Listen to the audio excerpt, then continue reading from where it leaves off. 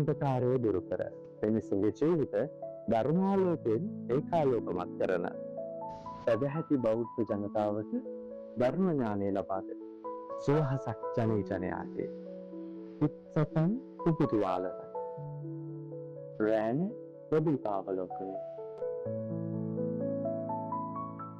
දරුවන් සරණයි සුපින්වත් ඔබ සෑම සියලු දෙනාටම. ඉතින් මිනිස්සුන්ගේ ජීවිතවලට හොඳ නරක යහපත් සිතුවිලි ගුණධර්ම කියන දේ තිලින කරන එක වගකීමක් ඇති මාධ්‍ය නාලිකාවක් විදිහට අපේ වගකීමක් බවට පත් වෙලා තිබෙනවා. ඉතින් නවක කලාකරුවන්ගේ සොඳුරු නවාතන රෑන ක්‍රියේෂන් ඔබ වෙත ගෙන එන ප්‍රදීපාවලෝකන වැඩසටහනින් අද දවසේදීත් අප සූදානම් ඔබේ ජීවිතයට අවශ්‍ය සුවිශේෂී ධර්ම කරුණු කාරණා කීපයක් පිළිබඳ සාකච්ඡා කරන්නට.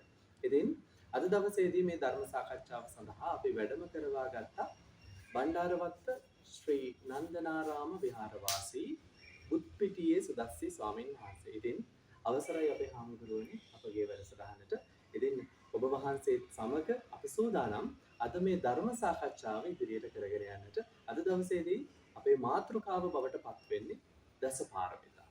දසපාරමිතා කිව්වම අපි පුංචි කාලේ ඉඳලම අපේ දහම් පාසලේ ඉඳලා වැඩි වියට පැමිණුණාට පස්සේ අපි මරණාසන්නය දක්වාම අපේ ජීවිතයේ වැදගත්ම දෙයක් තමයි දසපාරමිතා කියලා කියන්නේ. ඉතින් දසපාරමිතා අපි පුංචි කාලෙත් ඉගෙන ගන්නවානේ. විවිධ ශ්‍රේණිවලදී අපි ඉගෙන ගන්න දෙයක්. හැබැයි ප්‍රායෝගික ජීවිතයේට අපි දසපාරමිතා කොහොමද ගන්නෙ? එහෙම නැත්නම් බෝධිසත්වයන් වහන්සේලා බුද්ධත්වයේ සඳහා පෙරුම් පුරන බෝධිසත්වයන් වහන්සේලාට විතරද දසපාරමිතා වැදගත් වෙන්නේ. ප්‍රායෝගිකව අපේ ජීවිතයේ එදිනෙදා කටයුතු කරද්දී සාමාන්‍ය අපිටත් දසපාරමිතා භාවිතා කරගෙන අපේ හාමුදුරුවනේ අපේ ආධ්‍යාත්මික දියුණුව සඳහා උපයෝගී කරගන්න පුළුවන් කියන එක අපිට සමහර වෙලාවට ගැටලුවක් වෙන්න පුළුවන්. ඉතින් අපේ පළවෙනි ප්‍රශ්නය විදියට ඔබ වහන්සේගෙන් ධර්ම අනුශාසනාව අපි බලාපොරොත්තු වෙනවා දසපාරමිතා කියන දේ. සාමාන්‍ය ගිහි අපිට ප්‍රගුණ කරන්නේ කොහොමද? ඒක උපකාරී වෙන්නේ කොහොමද අපේ ජීවිතේට කියන එක ඔබ වහන්සේගෙන් දැනගන්නට කැමතියි. හොඳයි අද දවසේ මේ රෑන ටීවී නාලිකාවෙන් අපිව ශ්‍රවණය කරන සුපින්වතුන් සියලු දෙනාටම සඳරුවන් තෙරුවන් සරණයි. දසපාරමිතා බුදුහාමුදුරුවෝ දැන් අපි උනත් රැකියාවක් කරන්න ගියොත් අපිට සුදුසුකම් ඕනේ. අපිට එක එක නානාවිද සහතිකපත් දෙන්න. මේ සහතිකපත් දෙන්න දෙන්න මේ සහතිකපත් දෙන්න. ඒ අපේ යම් කිසි රැකියාවකට අපේ සුදුසුකමක් වගේ. ඉතින් ඒ වගේ තමයි බුද්ධත්වය කියන බුදු පදවියට සුදුසුකම් 10ක්. තුන් ආකාරයකින් සුදුසුකම් 10ක් පූර්ණේ කරන්න. මේ පූර්ණේ කරනවා කියන එකට තමයි ඔය දසපාරමිතා කියලා බුදුහාඳුරු නාමාවලියක් ඉදිරිපත් කරනවා. බුදුහාඳුරු කිව්වා දානං සීලං ච නික්කම්ම පඤ්ඤා විරියේන පංචම කාන්ති සච්ච මදිඨාන මෙත්තු පෙක්ඛා මේදස. දාන සීල නෛෂ්ක්‍රම්‍ය ප්‍රඥා විරිය ආදී වශයෙන් 10 ආකාරයකින් දස වැදෑරුම් ආකාරයකින් තියෙන. ඔය පාරමී 10ක් පුරණ එක එක අපේ මට්ටම් ඔය මට්ටම් අනුව දාන පාරමී, දාන උපපාරමී, දාන පරමත්ත පාරමී කියලා කොටස් තුනකට මේක වෙන් වෙනවා. ඉතින් අපේ සඳරුවන් මහත්මයා මේකේ අපි ගත්තොත් දාන පාරමී. දාන පාරමී වශයෙන් ගත්තාම දාන පාරමිතාවේ අපේ මේ භෞතික ලෝකේ තියෙන දේවල් දන් දීම. දන් දීම අතින් ගත්තාම බුදුහාමුදුරු දේශනා කළා තියෙන්නේ දෙනවා නම් සමාධිය පිළිගන්නකො. වම් අත දෙන දේ දකුණු අත දැනගන්න බෑ. දකුණු අත දෙන දේ වම් අත දැනගන්නත් බෑ. දුන්නෑන් පස්සේ එතනින් එහාට තියෙන සියලු බැඳීම් වලින් ඒක නිදහස් කරන්න. ඒ කියන්නේ අපි යම් කෙනෙක් දැන් පන්සලට ගෙනියලා දානි පූජා කරනවා. හරියටම නම් දානි දුන්නා කියන එක දීම කියන එක සම්පූර්ණ වෙන්න නම් ඒ දානෙට මොකද කළේ? හාමුදුරුවෝ වැරදුනේ නැද්ද? ඒ කිසිම දෙයක් එතනින් මෙහාට අයිතිත් නැහැ. භික්ෂුවට අයිතිත් නැහැ ගිහියෝ දානි ඔක්කොම තියලාද භාගයක් අරන්ද ගිහියෝ. මොනවද ගෙන මොනවද තියලා. මේ දේවල් ගැන ප්‍රශ්න විචාරේවත් භික්ෂුවට අයිතියකුත් නැහැ. අපි ඔය කතා කරේ දාන පාරමිතාව. දස පාරමිතාව නේ අපි ගත්තේ. ඔගේ ප්‍රධාන එකක් දාන පාරමිතාව. දෙන්නේ නැතුව බුදු වෙන්න බෑ. බුදු වෙන්න නම් අනිවාර්යෙන් දන් දෙන්න ඕනේ. දන් දෙන්න නැති මිනිස්සුන්ට කිසි දෙයක් කරන්න බෑ. මොකද පාරමිතා 10ම එක එක මට්ටම් වලින් පූර්ණේ කරපුවාම තමයි අපි කියනවා බුදු, පසේ බුදු, අරහත්. ඔය තුන් කොටාසෙන් බුදු වෙන්න නම් ඔය දස පාරමිතා, පාරමී, උපපාරමී, පරමත්ත පාරමී කියන තුන් ආකාරයෙන් පුරන්න. අපේ බුදුහාමුදුරුවෝ ඔය දස පාරමිතා සාරාංශකේ කල්පලක්ෂ 4ක් පෙරුම්. දාන පාරමී, දාන උපපාරමී, දාන පරමත්ත පාරමී වශයෙන් අපේ බුදුහාමුදුරුවෝ සාරාංශකේ කල්පලක්ෂ 4ක් පෙරුම් පුරනවා. වෙසක් තුන් පොහොය දවසේ බුදු වුණා කියලා අපි දන්නවා. එතන අපේ මහත්යාන්නේ ඔය දාන දස පාරමී වලින් දාන පාරමිතාව කොහොමද අද සමාජෙට අපි එක්කව කරගන්නේ. දැන් අද කාලේ හැටියට නම් ආර්ථික තත්ත්වය බොහොම අපහසුයි කියලා දැන් අදත් මෙහෙම ගමු. වේලක් නොකා වේලක් කර මිනිස්සු මේ රටේ ජීවත් වෙනවා. තුන් වේලම හොඳට කන මිනිස්සුත් මේ රටේ ජීවත් වෙනවා. වේලක් නොකා වේලක් කන මිනිහාගෙනුත් දාන පාරමිතාව සම්පූර්ණ වෙන්න පුළුවන් නම් තුන් වේලම ආහාර ගන්න හොඳට ජීවිතේ විඳින මිනිස්යාගෙනුත් දාන පාරමිතාව සම්පූර්ණ වෙන්න නම් මේකේ මුදලේ ප්‍රශ්නයක් නෙමෙයි තියෙන්නේ. දන් දෙන්න මුදලේ ප්‍රශ්නයක් නැහැ. අද අපේ මිනිස්සු ගොඩක් හිතන් ඉන්නේ මේ දන් දෙන්න නම් මුදල් තියෙනවා. දන් දෙන්න නම් යාන වාහන තියෙනවනේ, දන් දෙන්න නම් වත් පොසත්කම් තියෙනවා. දන් දෙන්න වත් පොසත්කම් ඕනේ. මෙයක් දෙන්න දැන් ගංගු සාමීල දානයක් දෙන්න ගත්තොත් හරි. අට පිළිකර ගන්න ඕනේ, සෙසු පිළිකර ගන්න ඕනේ. ඒ ආකාරයෙන් දෙන්න පුළුවන් නෑ. අපි කියන්නේ දාන පාරමිතාව පුරන්න සාංගික දානමය පමණක් නෙමෙයි බුදුහාමුදුරු දේශනා කළා තියෙන්නේ. බුදුහාමුදුරු දාන 14ක් දේශනා කළා. ඒ වගේ තරකදී බුදුහාමුදුරු දාන 14ක් දේශනා කරනවා. ඒකේ ඉහළ මට්ටමේ තියෙන දානයක් වෙන්න පුළුවන් සාංගික. නමුත් අපි දැන් ගත්තොත් සීවලි මහරහතන් වහන්සේ කාශ්‍යප බුදුහාමුදුරන් කාලේ අන්ත අසරණ ගොපළු. අපි කියන්නේ ගෙදර කියලා හරක් බලා ගන්න මිනිස්සෙක් කියලා ඉන්න කාලේ දැන් ඒ කාලේ කිරි අපේ මතක දෙන ඉරිදට නිමාගේ. ඒ වගේ තමයි ඔය කිරි නැතුව යන දවසක්. ඒ මුදෝපු කිරි හොයාගන්න නැහැ. ඒ මුදෝපු කිරි හොයාගන්න නැතුව යනකොට දැන් මේ මිනිස්සෙක්ගේ දුප්පත් මිනිස්සු ඉන්නේ. ඉතින් මිනිස්සු කිරි හට්ටි කොහමරි කලින් දවසේ විකුණන කිරි හට්ටි දෙයක් ඉතින් එදා විකුණන්නේ. එදා විකුණන්න යනකොට මේ මිනිස්සයා යනවා විකිනේ නැහැ මේ. කාශ්‍යප බුදුහාමුදුරන්ට රජමාලිගාවේ දානය. අය මහා මාත්‍ය ඇමතිවරු එක්කව වෙලා රජුරුවත් එක්ක විශාල දානයක් දෙනවා. දානයක් දෙනකොට බලනකොට කිරි නැහැ. මොදෝපු කිරි. උනත් දාන එක දෙක කිරි පැණි නැති දාන විතරක් නේ. ඒ කිරි පැණි නැති වුණාම මේක ලොකු අඩුවක් වෙනවා. මේ රාජ සභාවේ ඉන්න ඇමතිවරුන්ට රජුරුවන්ට ලොකු අඩුපාඩුවක් වුණා මේ මොදෝපු කිරි ටිකක් නැති. ඇමතිවරයෙක් පිටත් වුණා මම කොහෙන් හරි කිරි ටිකක් හොයාගෙන එන්න. මොදෝපු කිරි ටික. ඉතින් හොයාගෙන යනකොට මේ දුටි දුක්ක මනුස්සයව හම්බුනේ. මේ මනුස්සයාට කියනවා මම ඔයාලට රංකාවණුවක් දෙන්න මට කිරි හට්ටිය දෙනවා. ඒ මනුස්සයා කියනවා බෑ මන් දෙන්න. මම ඔයාලට රංකාවණු 10ක් දෙන්න. මට කිරි හට්ටිය දෙන්න පුළුවන්.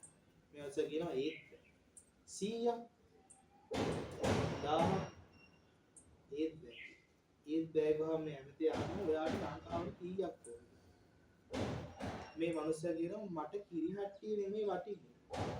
මට දැනගන්න ඕනේ මේ කිරි හට්ටියට ලංකාවනු 1000ක් දීලා ගන්න තරම් මොකද්ද මේ කිරි හට්ටිය දෙන වටිනාකම?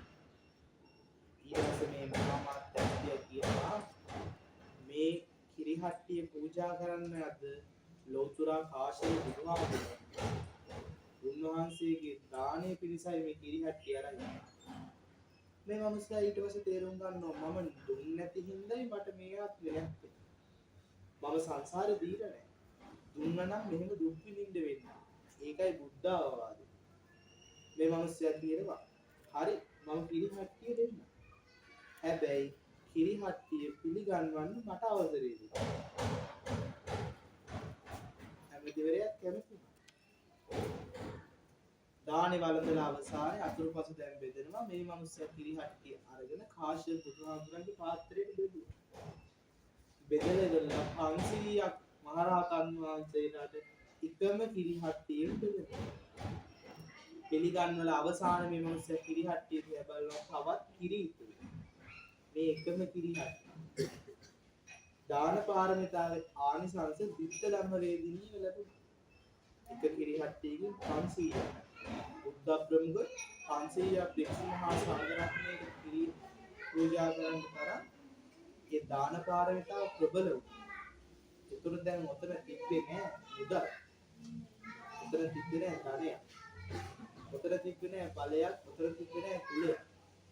ඔය එකක්වත් නැතුවයි අර මිනිස්සයා 500ක් භික්ෂු මහා සංඝරත්නයේ දානි පූජා කළා. දැන් අද කාලේ මිනිස්සුන්ට එහෙමද? අද කාලේ මිනිස්සුන්ට තියෙන්නේ මට අසවල් જાතිය මේ තරමක් පූජා කරන්න ඕනේ නැත්නම් මම දාන දෙන්නේ. එහෙම බුදුහාමුදුරුවෝ කියන්නේ ළඟ එයි මරු පින් කරගන්න. මේ පින් කරගන්න තමයි මේ පාරමිතා 10 බුදුහාමුදුරුවෝ දේශනා කළේ. කැමති කෙනෙකුට නිවන් දකින්න ආත්මය දක්වා මේ 10න් එකක් හරි පුරුදු කරොත් කවදාවත් සංසාරේ දුගතියකට වැටෙන්නේ නැහැ කියලා තමයි අපේ බුදුහාමුදුරුවෝ දේශනා කළේ. අද කාලේ ඉන්න කර්ම ප්‍රජා හැබැයි අද කර්ම ප්‍රජාව සෑහෙන ප්‍රමාණයක් දානෙට පින්කම් වලට අපිට යොමුලා තියෙනවා. අපිට මේ දේවල් දකින්න අහන්න බලන්න ලැබෙනවා. ඒක හොඳ. තමන්ට පුළුවන් විදිහට බුදුහාමුදුරුවෝ අත සෝදලා දාන වතුර ටිකක් ඇති. අපි දාන පාරමිතාව පරිපූර්ණේ කරගන්න. ඔය ආකාරයෙන් බුදුහාමුදුරුවෝ සමස්ත තමන්ගේ උපාසක උපාසිකා භික්ෂු භික්ෂුණී කියන සිවණක් පිරිසටම බුදුහාමුදුරුවෝ දස පාරමිතාවේ තියෙන පුණ්‍ය විපාක හරි ලස්සනට දේශනා කළා.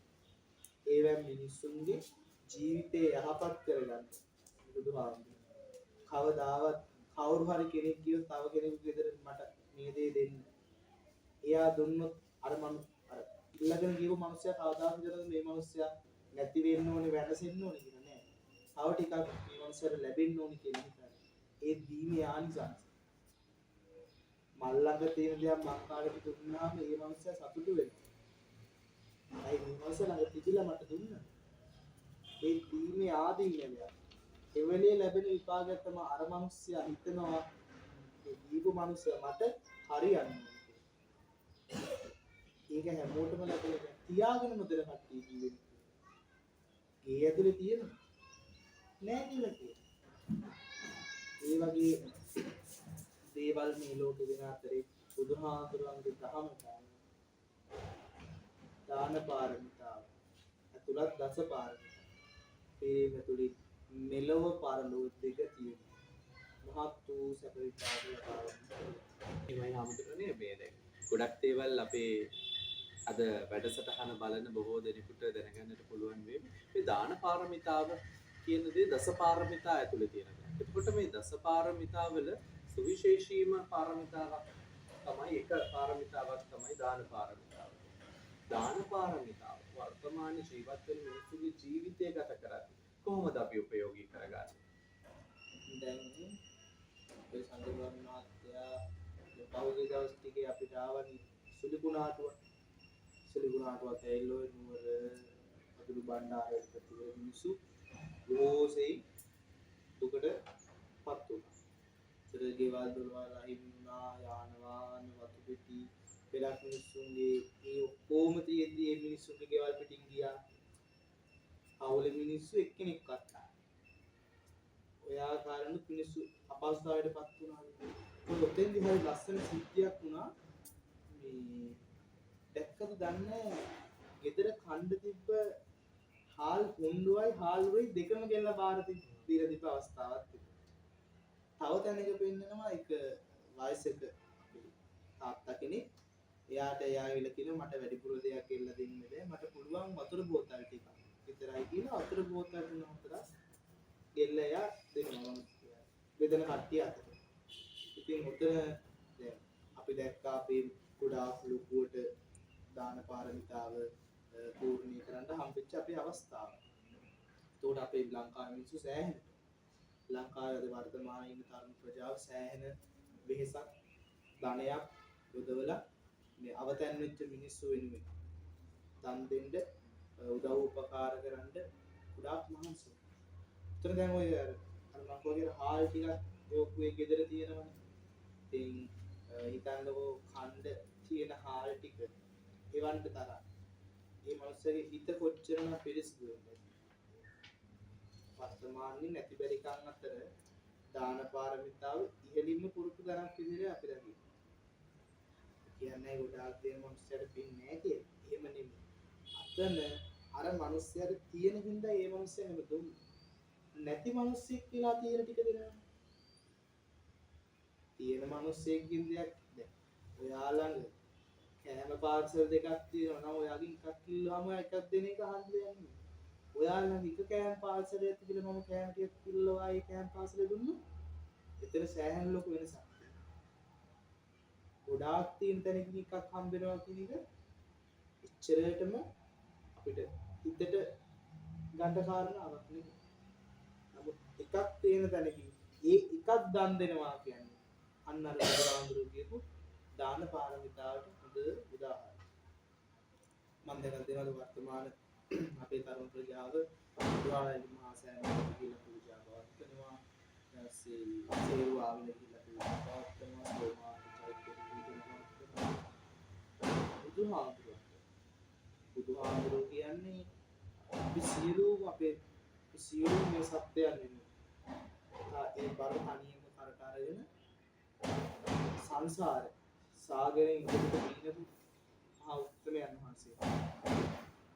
උන්වහන්සේගේ දාන පාරමිතාව අංශුවක් අර කියන්නේ ධර්මයේ හැසිරෙන්න ධර්මයේ විසින්ම බුදුහාමුදුරුවෝ සමාන කරන්නේ දාන යුද්ධ දානංච යුද්ධංච සමානම. දානය කියන්නේ යුද්ධයක් හා සමානයි. දන් දෙන්න ලේසි. අර මං කියන්නේ ඉස්සෙල් තියාගනත් නොදෙන මිනිස්සු නම් කී දෙනෙක් මේ රටේ ලෝකේ ඉන්නේ. අපි ළඟ නැහැ කියලා. දැන් වයසක අපි හිතමු යාචක මිනිස්සෙක් කියන. ඉතින් අපි දැන් බස් එකේ යනකොට යාචක මිනිස්සෙක් නගිනවා බස් එකට. ඒතර අපේ මිනිස්සු වැඩිපුර ඕන උපරිම ඕන රුපියල් 20ක් 50ක් උපරිම 100ක්. ওই රුපියල් 20 දෙන්නේ මේ මිනිස්සයා ගැන කොච්චරක් නම් දේවල් හිතනවා. මේ මිනිස්සයා මේකෙන් ගුණවත්. මේ මිනිස්සයා මේකෙන් කනවත්. මේ මිනිස්සයා මේකෙන් වෙන මොනවා හරි කරා. මේ මිනිස්සයා බස් එකකින් බැහැලා යනකොට අපේ මිනිස්සු දුර තියා බලන් ඉන්නවා. මේ මිනිස්සයා කොහාටද යන්නේ? දැන් ඔය ආබාධ මිනිස්සෙක් කිමෙල්ල බලනවා බස් එකෙන් බැස්සෙන් පස්සේ හොඳට යනවා. ඒ අය දීපු දානි දුන්නේ පස්සේ ඒක ගැන හිතේ සතුටක්. ඇයි මම දුන්නේ කාටද කියන සැකයි. ඒ දුන්නේ කාටද කියලා සැක කරන්න දෙයක් නෑ. බුදුහාමුදුරු දේශනා කරනවා දීම අත්හැරීම හරියට පුරුදු කරන මිනිස්සුන්ට කාට දුන්නත් ප්‍රශ්නයක්. කාට දුන්නත් කොහොම දුන්නත් මොන වෙලාවෙ දුන්නත් බුදුහාමුදුරු කියන ප්‍රශ්නයක්. අපේ බුදුහාමුදුරන්ගේ ශාසනයේ අග්‍ර උපස්ථායක අනේ පිඬු දැන් අපේ මිනිස්සු හැමෝම දන්නේ අනේ පිඬු සිටුතුමා කියනවා. ඔය අනේ පිඬු සිටුතුමා කියන්නේ පට බැඳිච්ච නම. අම්මා තාත්තා දාපනවනේ. අම්මා තාත්තා දැම්මේ සුදත්ත කියන. සුදත්ත සිටු පුත්‍රයා තමයි ඔය අනේපිඩු සිටු පුත්‍රයා. ඇයි අනේපිඩු කියන්නේ නැති මිනිස්සුන්ට බැරි මිනිස්සුන්ට කන්න දෙන. ලෝකෙම ගරු කරන වැඩ. අහිංසක දුගී දුප්පත් මිනිස්සුන්ට කන්න දෙනවා. ඉතින් අසරණ වෙච්ච මිනිස්සු. අසරණයි කියලා කියන්නේ දැන් ඔය පහුගිය දවස් ටිකේ ආපදාවනේ. ඒ ආපදාව වුණාම අසරණ වෙනවා. තමන්ගේ ඇදිවත විතරක් ඉතුරු වෙච්ච මිනිස්සු මේ ලංකාවේ ඉන්නවා. අනිත් තමන්ගේ අවුරුදු ගාණක් තිස්සේ තිබ්බ සියලුම මහන්සිය ගිහිල්ලා පොළොවට පස්සෙලා අඩි 50ට යට ගිහින්. ඇදිවත පමණක් ඉතුරු වෙච්ච මිනිස්සුන්ට අපේ මිනිස්සු ඇඳුම් පැළඳුම් කන බොන දේවල් සියලු දේ ඉදි කට්ටේ නූල් බෝල කියලා අපේ මිනිස්සු කිව්වා. ඒක තමයි වර්තමාන ධාරපාරිතාව. වර්තමාන ධාරපාරිතාව පුරන්න හම්බෙන හොඳම අවස්ථාවක් තමයි. අපි හැමෝටම ඔබ වහන්සේ සඳහන් කරපු පරිදි පහුගිය කාලේ ලොකු ව්‍යසන තත්ත්වයක් මුළු රටටම බලපෑවා. ඒක සමහර වෙලාවට හිතන්න පුළුවන් තරුණ ප්‍රජාව නොසෑහෙන විදිහට දන් දෙන්න පටන් ගත්තා. සමාජ මාධ්‍යෙන් දැනුවත් කළා, විවිධ ඒක රාශී වීම, විවිධ සංවිධාන ගොඩනගා ගත්තා. විශේෂයෙන්ම තරුණයෝ පාරට බැස්සා. ඇහැලා දේවල් එකතු කරලා අහිංසක මිනිස්සුන්ට මේ අසරණ විච්ච මිනිස්සුන්ට බෙදා හැරියා. අපේ හැමෝටම දැන් දස පාරමිතාවල එක කොටසක් නේ දාන පාරමිතාව කියන්නේ. ඒකට සමහර වෙලාවට අපේ තරුණයන්ට හිතෙන්න පුළුවන් දස පාරමිතාම පුරන්න අවබෝධයක් නැහැ මට. නමුත් මම දාන පාරමිතාව කරනවා. දාන පාරමිතාව මම දන් දෙනවා. මිනිස්සු වෙනුවෙන් උදව් කරනවා. මෙය පමණක් ප්‍රමාණවත් වෙයිද ආධ්‍යාත්මික දියුණුව සඳහා? අපේ මහත්තයා දැන් මෙතන මේ සංසාරේ කියන්නේ එක විදිහට ගලාගෙන යන දෙයක් නෙමෙයි. දැන් අපි ගත්තොත් මහවැලි ගඟ සමනල කන්දෙන් ගලන්න ගත්තාම එක එක ආකාරයට එක එක තැන්වලදී එක එක විදිහට ගලාගෙන අද ඔයා දැන් මෙතන ඉඳන් හිතුවොත් දාන හරි මට පුරන්න පුළුවන් දාන පාරමිතාව විතරයි සීල පාරමිතාව එහෙම පුරන්න බෑ කියලා. ඔයා මේ ආත්මෙදි දාන පාරමිතාව පුරනවා. ඔයාගේ මේ ආත්මෙදි දාන පාරමිතාව පිරීම තුලින් ඔයා මතු ආත්ම භවයේද ඔයාට දාන පාරමිතාව හේතුව ඔයාට දන් දෙන්න දානියාන සංසර්ෂයෙන් ඔයාට ඉහදාත්ම භාවවලදී ඕන තරම් දේවල් ලැබෙන්න පුළුවන්. ඒ ලැබීම තුළ ඔයා අනිත් පාරමිතා පුරන්න යොමු වෙන්න පුළුවන්. ඇයි හිත ප්‍රගුණ කරේ කාලය පාරමිතා පිරීම. උදාහරණ මේ හිත ගැන කියනවා. දැන් අහන්න මේ මම කියලා ස්වාමීනි මරුණයන් පස්සේ කොහෙද යන්නේ? උතර බුදුහාමුදුරුවෝ බමුණෝ ගහක් ඇලවෙලා තියෙන පැත්තකට ගහක් පැත්තකට ඇලවෙලා තියෙනවා. මේ ගහ මුලින් කැපුවොත් වැටෙන්නේ මොන පැත්තටද? ස්වාමීනි බර වෙලා තියෙනවා. අන්න ඒ වගේ තමයි. අපේ හිත වැඩිපුර පුරුදු කරේ මොකද්ද? ඒ අපේ මරණයෙන් මතු ඒ දෙයට යන්න අපි පෙළඹෙනවා.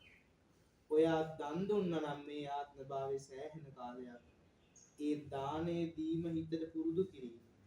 දීම කියන එක දෙන්න ඕනේ කියන එක පුරුදු කරපු ඔයාගේ හිත මතු සංසාර ගමනේ ඒ දස පාරමිතාවල් එතනින් එහාට දිගටම පූර්ණේ කරගෙන යන්න ඔයාගේ හිත නිකම්ම පෙළ ගැස්සෙනවා. ඒක තමයි හිතේ ස්වභාවය. දැන් අද විද්‍යාඥයෝ කියලා තියෙන්නේ මේ දවස් 21ක් යනකම් එකම වෙලාවට නිදාගත්තොත් 22 වෙනි දවස් ඉඳලා ඒ වෙලාවට නිකම්ම නිින්ද යනවා. දවස් 21ක නම් උදේ 6ට කියලා ගන්නකොට ඇහැරෙන්න පටන් ගත්තොත් දවස් 22 වෙනි දවස් ඉඳලා උදේ 6ට නිකම්ම ඇහැරෙනවා.